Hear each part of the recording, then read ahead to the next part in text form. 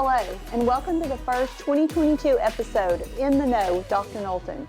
I'm your host and the superintendent, Dr. Tanya Knowlton, and I hope that each of you had a wonderful winter break. Speaking of the break, I would like to start today's episode with a recap of what our community ISD staff were working on before students returned to campus, the Capturing Kids' Hearts program.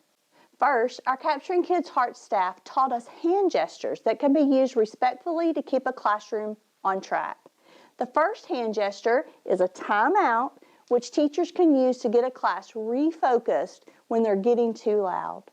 The next hand gesture is the foul, which can be this or this.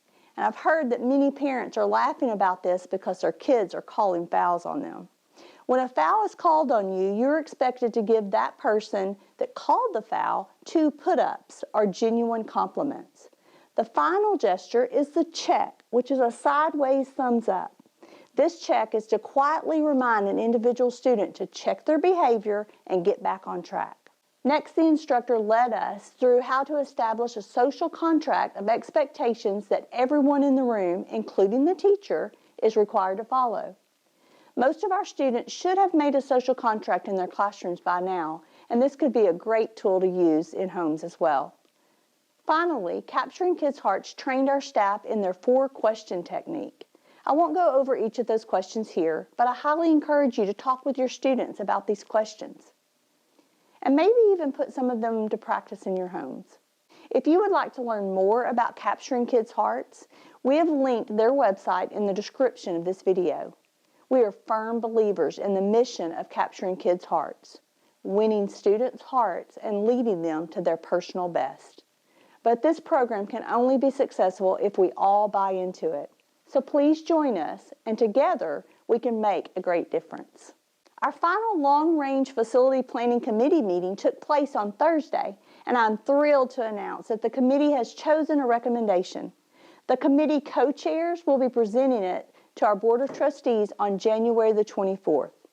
After the recommendation is presented, our board will again take this up at their February 14th meeting to determine whether or not they will call for a bond to be placed on the May 2022 ballot. If you would like to see what the options were or catch up on the process that took place across the 4 meetings in the 3 months, you can watch the on-demand video on either our Facebook page or our YouTube channel. Our community FFA team had another great showing at the Collin County Livestock Show. Over 30 of our students had top 10 finishes at the week-long show, so be sure to click on the link below to see the individual results. A big congrats goes to our CHS boys soccer team as well, who went undefeated in the Princeton tournament and have had a tremendous season so far with a 4-1 record. Plan to come out to Braves Stadium on Wednesday night for their next home game. It's a 7:15 kickoff versus Wilmer Hutchins. Huge congratulations to these 9 community high school students who qualified for All-Region Band. They will be performing in the All-Region concert on Saturday. We are so very proud of all of you. Awards continue to roll in for our Braves football player. Jack Winford and Scott Frisbee have been named to the Academic All-State team. Your dedication to going above and beyond both on the field and in the classroom is really appreciated. Edge Middle School Assistant Principal Dr. Tommy Shiflett also went above and beyond this last weekend when he stepped in to help another team. During a basketball game, a Quinlan player was seriously injured, and since that student's parents were not at the game, all the Quinlan coaches went with the student to the hospital. Seeing there was no one left to coach the Quinlan team, Dr. Shiflett stepped in and coached the opposing team for the rest of the game. Way to put those traits of a Brave in action. We wanted to make sure that you are all aware that the district's Alternative Education Placement, or our DAEP, has been removed from the former McClendon Elementary campus and is now in a separate and secure facility that is not connected to any of our campuses. We made this move over the break. And I want to close this week's episode with a reminder that January is School Board Appreciation Month.